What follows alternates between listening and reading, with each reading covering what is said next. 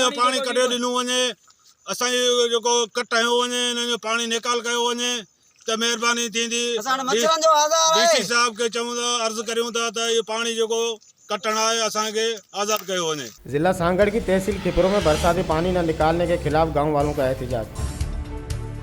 खिपरो का नवाई गांव पबन बरसात के पानी में डूब गया। वहां के मुंतखब नुमाइंदों ने कोई भी सहायता नहीं की, जिस वजह से वहां के इलाका मकीनों ने एहतजाज किया और मीडिया से बात करते हुए कहा कि हमारे गांव में 300 घर आबाद हैं और हमारे गांव की आबादी 1500 अफराद पर मुश्तमिल है। हमारे गांव की मस्जिदें, स्कूल बरसात के पानी में डूब चुके हैं। आने जाने के रास्ते भी बंद हो चुके हैं। बरसात के खड़े पानी की वजह से मच्छरों में भी इजाफा हो चुका है, जिस वजह से हमारा माल मवेशी भी मरने लगा है। गांव में साफ पानी भी मुयसर नहीं, बरसात का गंदा पानी पीने पर मजबूर है, जिस वजह से बीमारी में मुब्तला हो गए हैं। उन्होंने मजीद कहा कि हमने हर जगह फरियाद की मगर हमारी कोई सुनता ही नहीं है। हमारे पास यहाँ कोई भी मुंतखब नुमाइंदा नहीं आया, ना ही कोई सरकारी ऑफिसर आया है।